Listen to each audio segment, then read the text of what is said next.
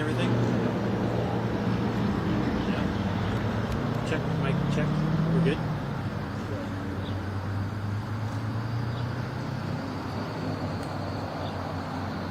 Mic check, mic check. Okay, we'll do. Are you good as well? Okay, we'll do. I think we're just a couple of seconds out here. I'll go get the participants for this.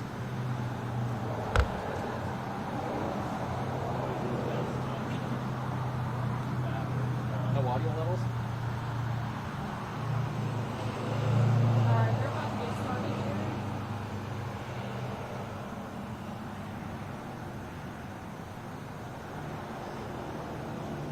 Yeah, open it up.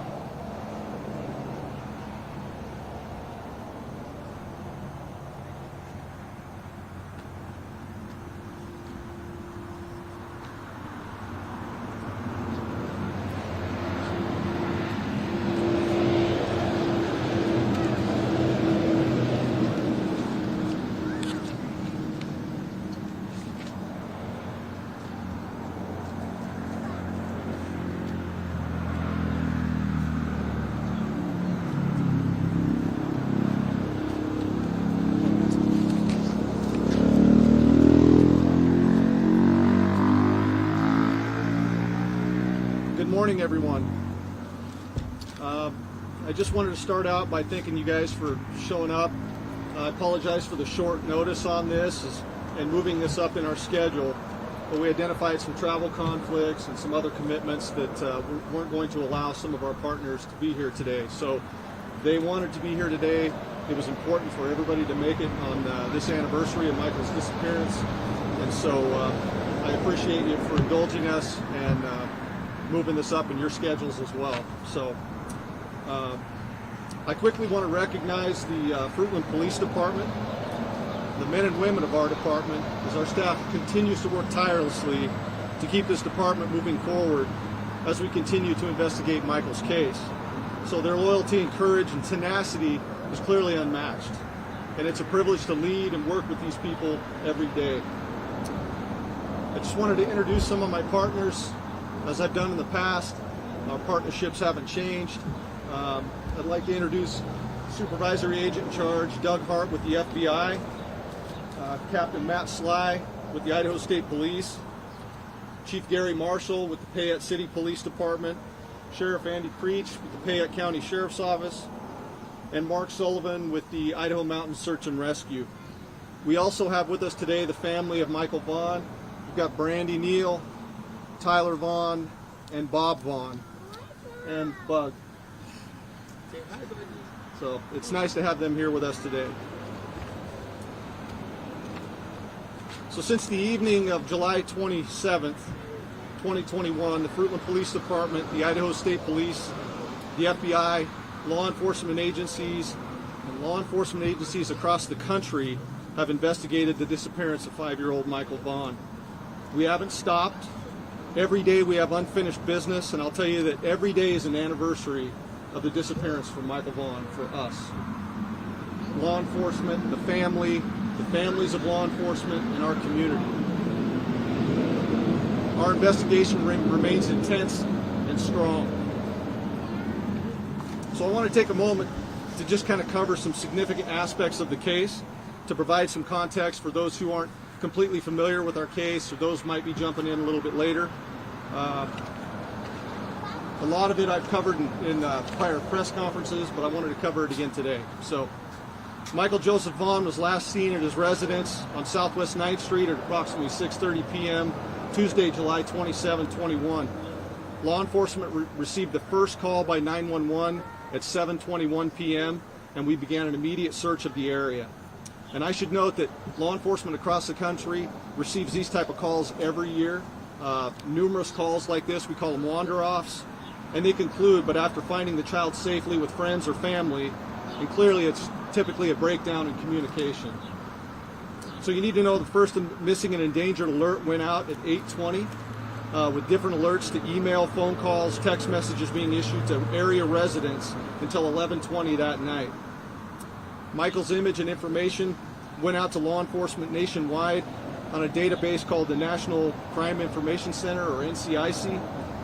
And Michael's also been entered into the State of Idaho Missing Person Clearinghouse and the National Center for Missing and Exploited Children. The Fruitland Police, Payette Police, and Payette County deputies and citizens searched through the night until support arrived the following morning. The ensuing response was immense. We had over 100 law enforcement officers from federal, state, and local agencies, including the FBI Child Abduction Rapid Deployment Team, along with trained search teams, converge on our small city of Fruitland. Our physical search efforts were conducted by experts from the Idaho Fish and Game, the Idaho Mountain Search and Rescue, the National Center for Missing and Exploited Children, both Fruitland and Sand Hollow fire departments, multiple law enforcement agencies, and coordinated citizen searchers. The search included over 200 residential homes, properties including outbuildings, a septic tank, garbage cans, vehicles, irrigation ditches, and drained canals. Trained search teams and law enforcement, along with specialized canine teams from across the country, searched over 3,000 acres of farm ground, along with areas surrounding the city and out into the county. Sophisticated drones, boats with sonar, boats with canines, kayaks, paragliders. I would say that if we could have dammed the Snake River, we would have. With the help of residences and businesses, we were able to retrieve hours and hours of security camera video, and we continue to reference that video while working on our leads. So let's talk about since the disappearance of Michael. When I tell you our investigation has been intense and daily, I can assure you that it has been. Since the disappearance, detectives and investigators across the country have logged tens of thousands of man-hours to bring this case to conclusion. We've gathered an immense amount of data and continue to work through it with experts from several agencies. We've applied for and served over 27 search warrants, but that may seem low, but I'm telling you that we've also performed probably triple that in mutual consent type searches. So the search warrant and consent searches we've performed have yielded high volumes of data, and search warrants are still being written today. The data requires expertise from law enforcement partners, and this takes a lot of time to decipher. We continue to use all of our investigative resources, to include that of the Idaho State Police and our friends at the FBI. Further, the Idaho State Police and the FBI have assigned investigators to work specifically with the City of Fruitland Police Department on this case, and our partnership is healthy and strong. We continue to call upon the Idaho Mountain Search and Rescue teams with their specialized canine units, and we've received some recent leads that have put us out in the area again, searching more acreage. And I can't thank them enough for what they've done for us. On a moment's notice, they're jumping and running for us. Although unsuccessful with these searches, we can't stop, and we appreciate the continued support from all of our members. And I would tell you that the number of acres searched will continue to grow. So in our efforts to develop a detailed timeline of events leading up to Michael's appearance, we've processed over 1,000 leads. So we've cleared many of these leads, but not all have been cleared because some require assistance from out of state, more investigators, and probably more importantly, just time to work these things through to make sure we can bring each lead to a conclusion. This process is exhaustive, and it takes a lot of time, and we believe someone out there will ultimately provide us with some information that'll help us solve this case. It's important to note that as we continue to refine our timeline, we now believe that Michael disappeared in a smaller window of time, and that's probably between the time of 6:40 p.m. and 7 o'clock p.m. on the 27th. Earlier in the investigation, we needed assistance in identifying 2 vehicles and 2 pedestrians that were seen in the area around the time of Michael's disappearance. So you guys need to know that we positively identified the blue Dodge Avenger we were looking for, and the man that we saw jogging in that area. Those have both been identified, vetted, and investigated, and to an end. So the white Honda Pilot, 2016 to 18 Honda Pilot that we have leaving the area at approximately that time, Again, we believe that it belongs to a resident, but we haven't quite been able to clear that and verify that. So that's kind of still an outstanding for us. The man seen walking through the area of the splash pad of Crestview Park leading up to the time of Michael's disappearance, he's not come forward and he has not been identified.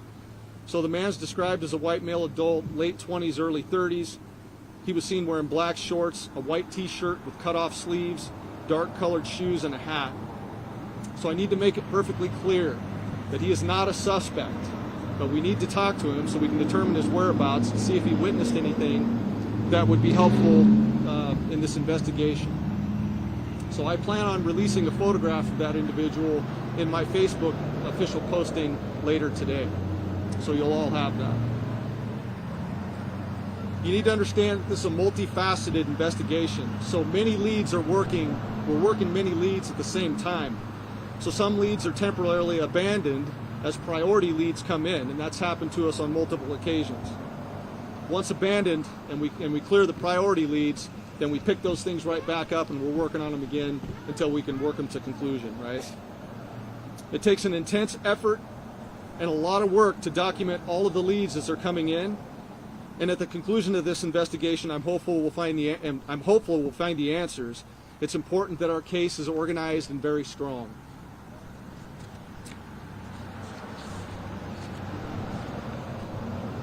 So I will tell you that this is a criminal investigation. So with that, you need to know that a majority of our investigative efforts just cannot be made public at this time.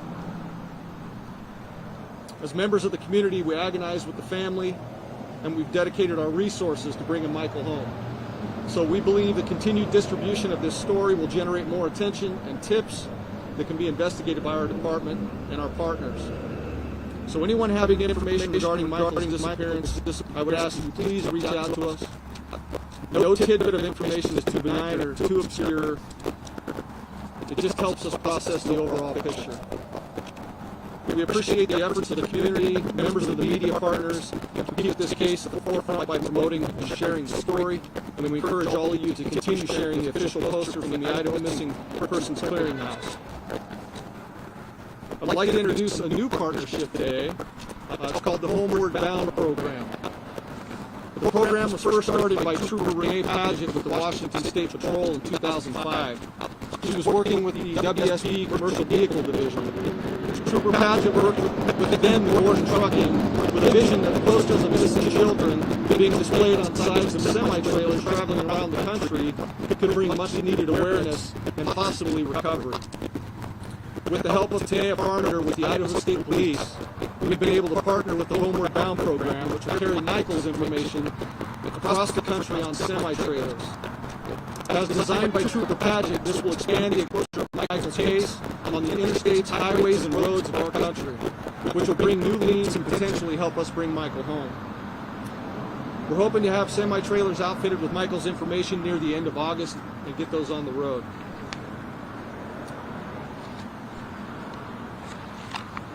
I would ask anyone with any information to continue to send tips to findmichael.org.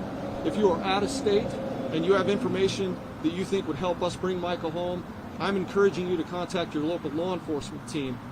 They will then get in touch with us and we can start working those leads as they come in. Please share what you have. You can also contact Crime Stoppers at 343-COPS. You can remain anonymous. The reward for the information leading to Michael's safe return has grown to $52,992. This fund has been maintained by the city of Fruitland. It's secure. This will remain in place until Michael comes home. I just ask that you continue to pray for Michael, for strength for his family, and the steadfast resolve for those who are working to bring him home. Thank you for standing firm with Michael's family and our continued law enforcement efforts. So with that, we'll stand for a few questions. Go ahead. People are saying that the family hasn't been officially cleared yet, and we would like to know if that's true, and if they have been officially cleared, or if you're just diverting your attention elsewhere. Can you give us a little bit more information on that? You know, I would tell you that people like to deal in absolutes, and there is nothing about this case that is an absolute. So we will continue to investigate all aspects and all avenues in this case. And as I've said before, the family continues to be extremely cooperative and working with our investigation. And so, yeah, I mean, that's just kind of where we're at. You previously said back in November that there's a strong likelihood that he was abducted. Is there anything you can say that you can share with us that led you to that conclusion? Tristan, due to the number of searches with trained teams and the acreages searched, that is the reason why, without success, that is the reason why we, there's a possibility or a higher probability of abduction. That's what led us to that. As we continue to work through this thing, there are still no absolutes. So when I say everything's on the table, it's still on the table. Okay? Have you been looking into people that he may have been close with or known, or do you consider this a possible stranger abduction? Is there any avenue that you're focusing more on, a stranger or someone you knew? Can you tell us more about that? We're looking into that, but I think, like I said, these leads and what we're doing, it's happening at the same time. So, yes, we're looking into friends and family close to the Vaughans, and we're looking outside as well. Has a public interest in the case made it harder for you to investigate? Has it become convoluted with the theories that are flying around? Yes, it has. So, there's a number of theories. And as a matter of fact, we develop many theories throughout the week as well.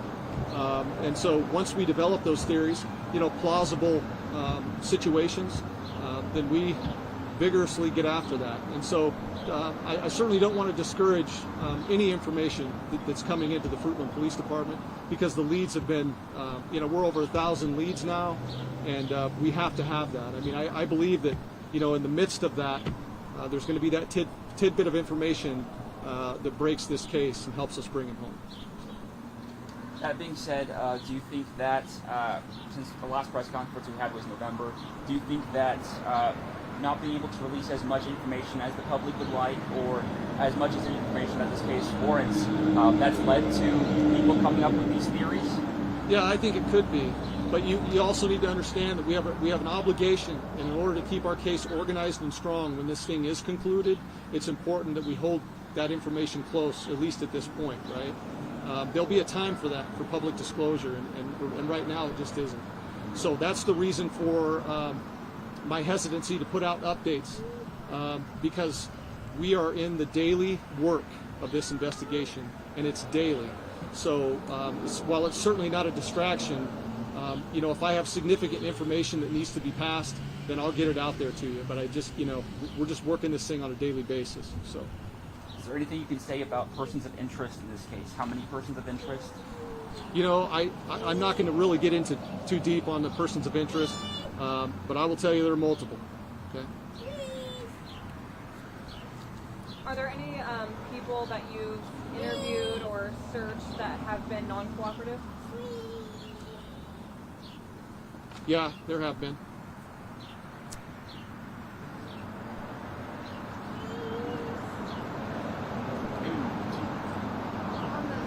And then you have property searches, or vehicle, property, both. Without getting into too much detail, I would tell you properties, vehicles, electronic devices, everything you think we would be serving search warrants on, more than likely we've served search warrants on. So. And then you mentioned there were multiple persons of interest. Are there any suspects at this point? No. Can you tell us a little bit about your daily efforts on this case? I mean, what does the day-to-day look like when you're investigating? So our day-to-day efforts start with an intelligence briefing first thing in the morning. We go over aspects of the case and current leads that we're working to try to develop new strategies. We pull in our partners from the FBI and the Idaho State Police, and we start with a direction for that day, and every day starts the same. But I will tell you, it has been this way since the day Michael went missing, right? We do the same thing every day, and it's intense. And so we're able to clear a lot of leads that way. We're making a lot of progress. working through the data, and like we have been from the beginning, that's kind of where I'll leave that. In your investigation, have you been able to tie this possibly to other missing children or abductions that are similar? We haven't. Although I know there are some similarities, such as the Summer Wells case, but we just haven't been able to tie that to that case. So.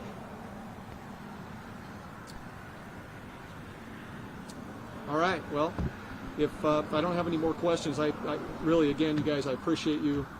You guys have been phenomenal. My local media outlets, I can't thank you enough. Les, you're awesome, so I appreciate you. And we'll keep after it.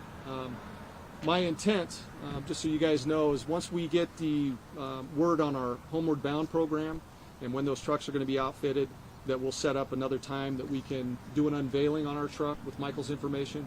Maybe bring you guys out at that point again, just to view the truck, and we'll get something out to the public when it comes to that as well. So, but again, you guys are awesome. I appreciate you. Thank you.